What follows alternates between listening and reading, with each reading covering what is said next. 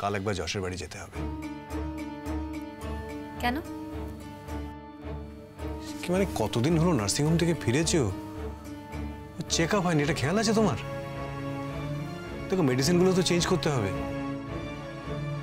কাল নার্সিংহোমে যাওয়ার সময় একবার তুমি আর আমি ওর বাড়ি যাব। দেবদীপ যশের বাড়ি এখন যাওয়া হবে না। যাওয়া হবে না মানে? একটা চেক আপ দরকার আছে অপরাজিতা, সে তুমি জানো। আচ্ছা একটা কথা বলো তো সত্যি করে, তোমার যশের সাথে কিছু হয়েছে? কেন, কি আবার হবে আমার যশের সাথে? নিশ্চয়ই কিছু হয়েছে। হঠাৎ এতটা উদাসীন কি করে হয়ে গেলে তুমি যশের প্রতি?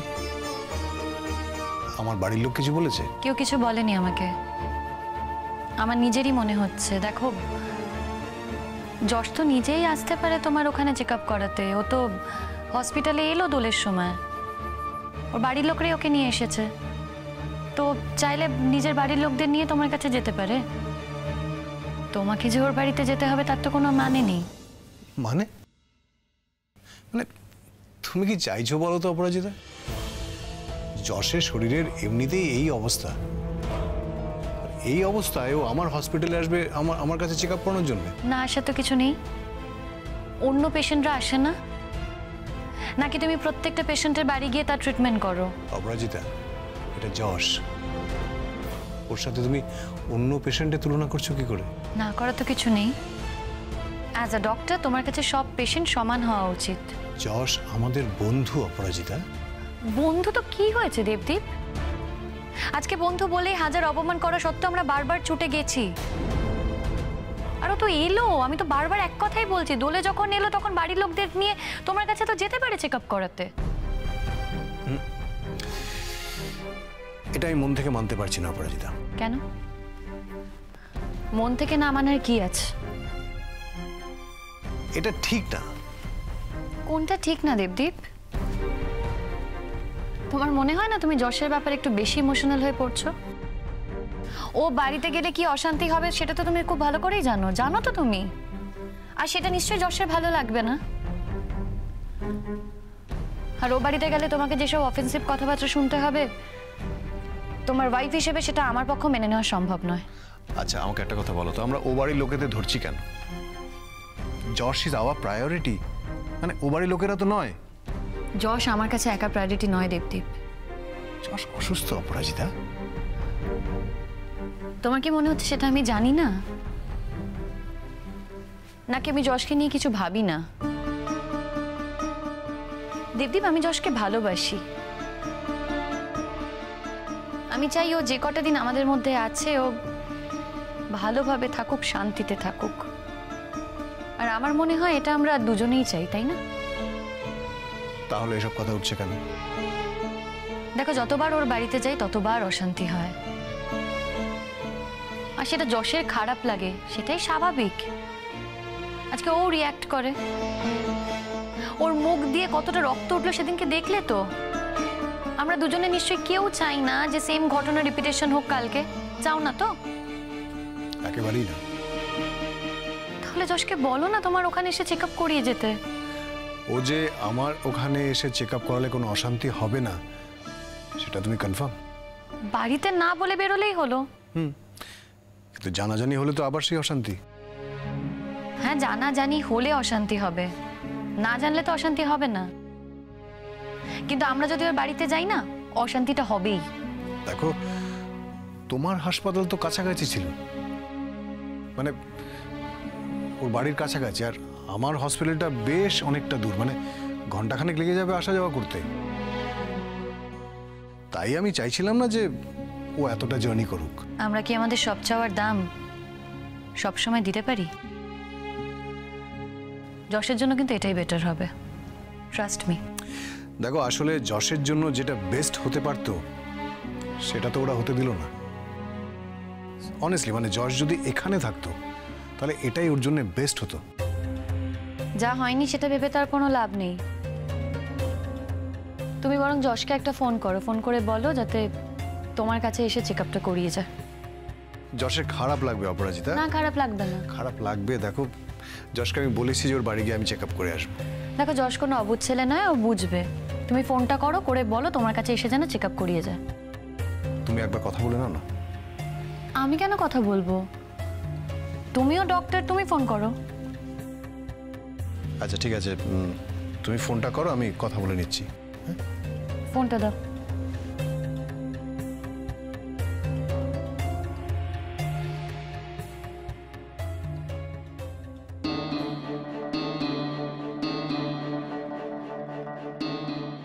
যশ, তোকে আমি কতবার বলেছি যে তুই আমার ঘরে আসবি না? তোর ঘরে আমি বসতে আসিনি। মায়াদি ওষুধ কিনতে গেছে। তোর একটা ওষুধ আছে এই সময় খাওয়ার, নিচের ড্রয়ারে রাখা আছে, বললো সেটা রেখে দে, আমি খেয়ে নেব। তোর খাওয়ার আগে খাওয়ার কথা বোধ হয়, এটা খেয়ে নে। তুই রেখে দে না, তুই যা তো এখন, যা এখান থেকে। তোর সঙ্গে আমি ঝগড়া করছি না, মিসবিহেভ করছি না, নর্মাল কথা বলছি। নর্মাল কথা বলতে পারছিস না আমার সঙ্গে? না, পারছি না। তোকে না আমার সহ্য হয় না। আর কথায় আছে না, যাকে সহ্য হয় না তার কোনো কিছুই সহ্য হয় না। তুই এই বাড়িতে আছিস, থাক না, নিজের মতো থাক।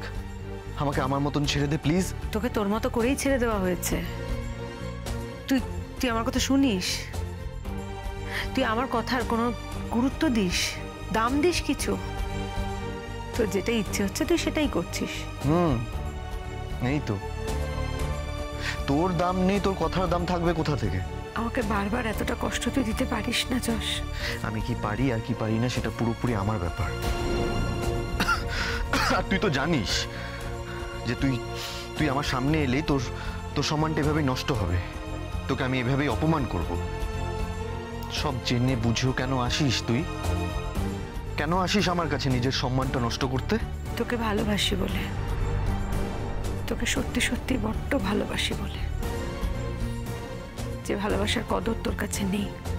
রোহিণী, তুই যেটাকে ভালোবাসা বলে মনে করিস না, সেটা ভালোবাসা নয়, সেটা তোর সেলফ ইগো।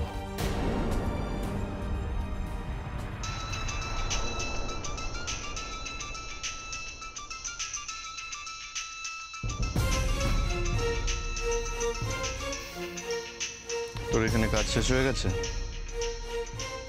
তাহলে বাইরে যা, আমার একটা ইম্পর্টেন্ট ফোন এসেছে।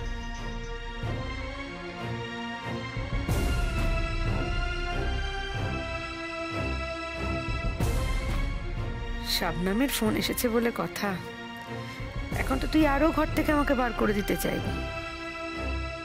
চিন্তা নেই, বেরিয়ে যাচ্ছি আমি। এই তো কয়েকটা দিন, তোকে একটু শান্তি দিয়ে যাই। কিছুদিন পর থেকেই তো তোর বন্দি জীবন শুরু।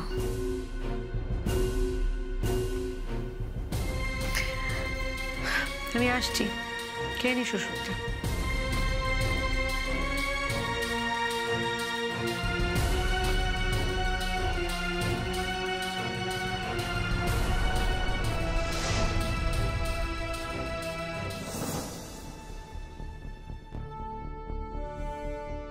হ্যালো শবনম, কেমন আছো তুমি?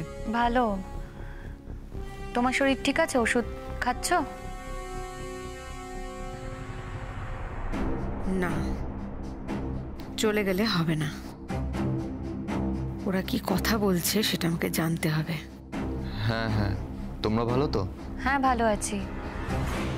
বলছি যশ, তোমার সাথে একটা কথা ছিল। হ্যাঁ বলো, কি কথা? দেবদীপ বলছিল যে তোমার চেক আপের টাইম হয়ে গেছে,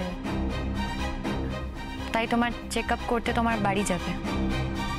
তো এটা আবার তোমাদের আমার কাছ থেকে পারমিশন নেওয়ার কি দরকার? তোমরা আমার সব থেকে কাছের মানুষ। তোমরা আমাকে দেখার জন্য যখন ইচ্ছে আমার বাড়িতে আসতে পারো। দেখো, আমরা তোমার প্রিয় হতে পারি, কিন্তু ও বাড়ির সকলের তো আর প্রিয় না। যতবার ও বাড়িতে গেছি অশান্তি হয়েছে। তোমার মা, রোহিণী চৌধুরী, পরাগদা, ওরা সবাই অশান্তি করেছে। ওরা তো বারবার আমাদেরকে অপমান করেছে। দেখো যশ, সত্যি কথা বলতে কি আমি আমার অপমানটা নিয়ে ভাবছি না, কিন্তু বারবার ওরা দেবদীপকে অপমান করবে সেটা আমি কি করে মেনে নিই বলো? এর জন্য তো আমি তোমাদের কাছে অনেকবার ক্ষমা চেয়েছি শবনম। দেখো আমি তোমাকে কিছু বলছি না, কিন্তু তোমার বাড়ির পরিবেশ তো তুমি কন্ট্রোল করতে পারো না যশ।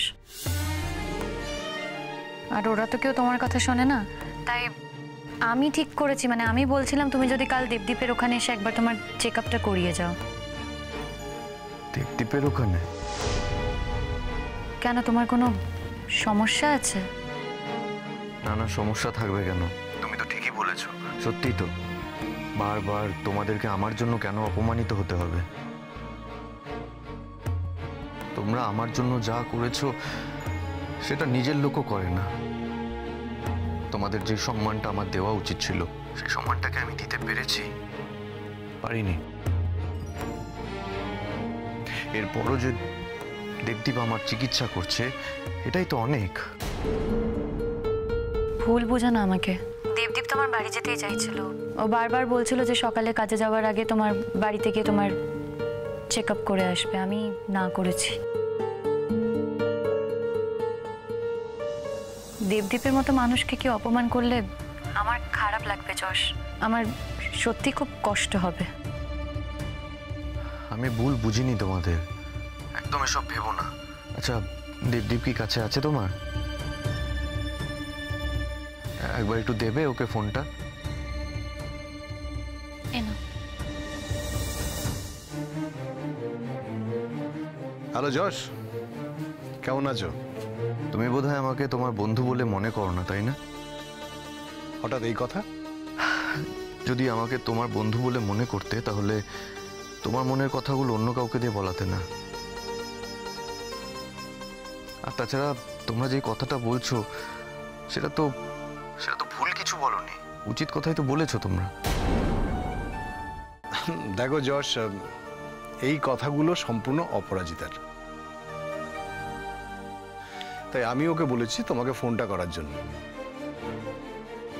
কারণ সিরিয়াসলি, মানে আমি চাইনি তুমি অতটা দূর ট্রাভেল করে আমার হসপিটালে আসো চেক আপটা করানোর জন্য, তাই না? মানে আমার হসপিটাল থেকে তোমার বাড়িটা অনেকটা দূর,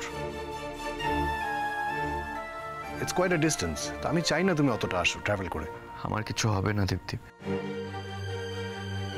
তুমি চিন্তা করো না। আর তাছাড়া সারাদিন বাড়িতে বসে থেকে না আমি বোর হয়ে যাচ্ছি, একটু বাইরে বেরোলে আমারও ভালো লাগবে। ঠিক আছে, তাহলে তুমি এক কাজ করো, তুমি দুপুরবেলার দিকটাতে আসো, ওই টাইমটাতে আমি একটু ফাঁকাও থাকবো, তোমার চেক আপটাও প্রপারলি করে দিতে পারবো, আর তারপরে না হয় একটু কফি খেতে খেতে আড্ডাও হয়ে যাবে। ঠিক আছে, তাহলে এটাই ফিক্স রইলো। হ্যাঁ, রাখছি, ভালো থেকো তোমরা। থ্যাংক ইউ, তুমিও ভালো থেকো যশ, সি ইউ।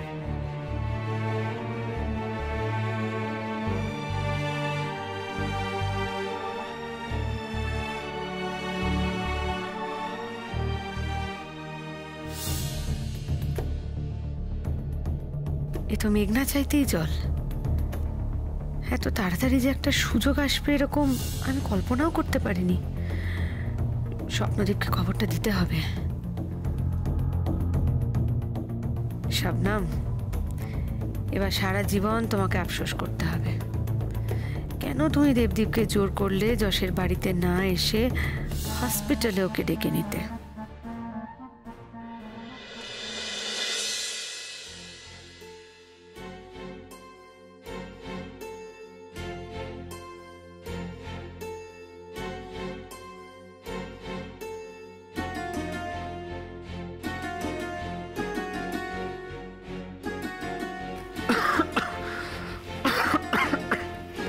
তুমি রেডি যশ?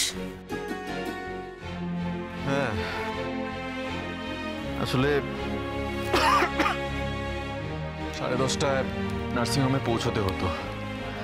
আমি অলরেডি লেট আছি। তোমার কি মনে হয় না যশ, তুমি একটু বেশি রিস্ক নিচ্ছ? কিসের রিস্ক বৌদি ভাই? এই যে তুমি এখন তুমি এখন একা একা চেক আপে যাবে, এটা কি তুমি ঠিক করছো বলে মনে হয় যশ? বৌদি ভাই, আমি না সামান্য ব্যাপারে সবাইকে জড়াতে ভালোবাসি না। যশ, এটা সামান্য ব্যাপার নয়। তুমি এখনো যথেষ্ট অসুস্থ যশ, এর মধ্যে তুমি এরকম ভাবে একা একা ড্রাইভ করে নার্সিংহোমে যাবে, কি দরকার বলো তো? আচ্ছা, কাকামণি নেই তো কি হয়েছে, তোমার দাদা তো আছে, তোমার দাদা সঙ্গে যাক। কিন্তু প্লিজ যশ, তুমি এইভাবে একা একা যেও না, এটা আমার একদম ভালো লাগছে না। বৌদি ভাই, তুমি বড্ড বেশি চিন্তা করছো আমাকে নিয়ে। এত চিন্তা করো না, আর এটুকু তো রাস্তা, আমি ঠিক চলে যাব। বৌদি ভাই, আমি কিন্তু এখনো শয্যাশায়ী হয়ে বিছানায় পড়িনি। আমি এখনো যথেষ্ট ঠিক আছি। I am fine, seriously I am okay. আমি ঠিক ড্রাইভ করে পৌঁছে যাব, তুমি টেনশন করো না প্লিজ। বেশ তো, তাহলে আমি তোমার সঙ্গে যাই। কেন বৌদি ভাই, আমাকে পাহারা দিতে? যদি মনে করো তাই, তাহলে তাই। তোমার এত কাজ পড়ে আছে বৌদি ভাই, বাড়ির এই কাজগুলো ফেলে তুমি আমার সাথে যেতে যাবে কেন? আর আমাকে নিয়ে এত চিন্তাই বা কেন করছো? আর তো চিন্তা করার মতো কিছু নেই। আমার পরিণতি তো আমি জেনে গেছি, তোমরা সবাই জানো। এখন শুধু অপেক্ষা বৌদি ভাই, শুধু অপেক্ষা, কখন সে আসে। যশ,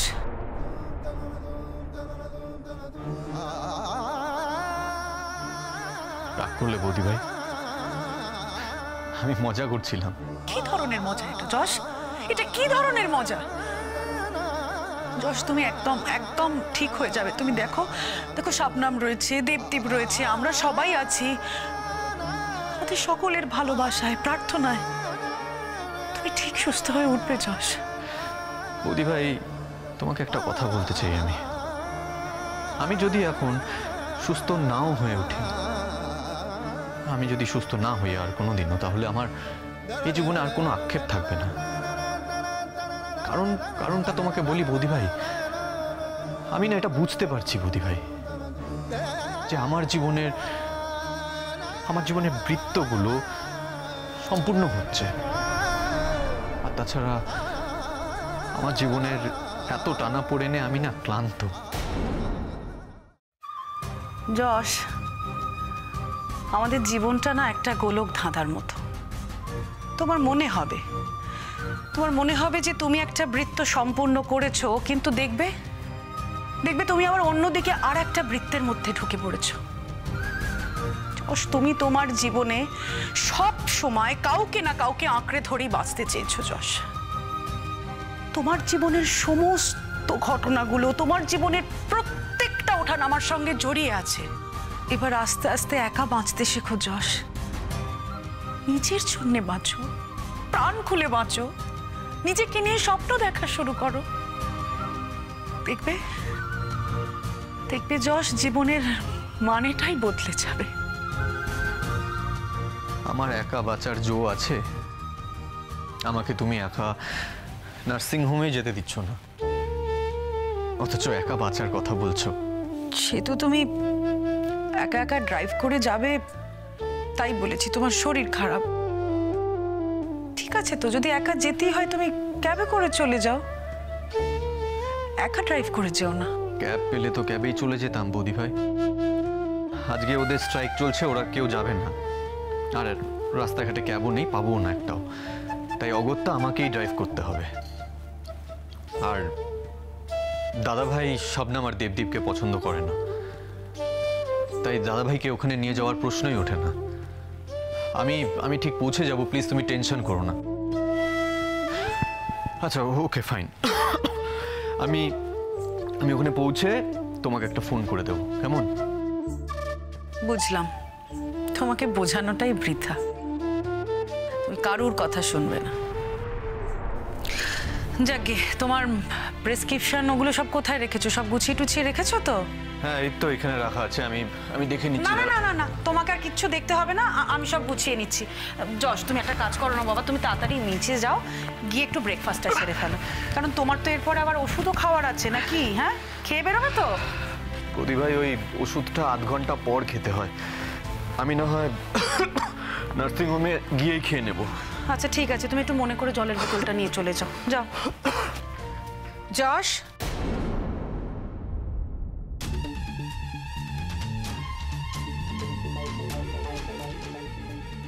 যশ, তুই রেডি? হ্যাঁ কেন? ও ভালোই হলো তাহলে, আমিও রেডি হয়ে গেছি, আমার ব্রেকফাস্টও হয়ে গেছে। চল তাহলে বেরোই আমরা। কোথায়? কোথায় মানে তুই যেখানে চেক আপ করতে যাচ্ছিস সেখানে। এই রোহিণী, তোর গায়ে কি গন্ডারের চামড়া লাগানো? হ্যাঁ, তোকে আমি এত অপমান করি তাও তোর তোর গায়ে লাগে না?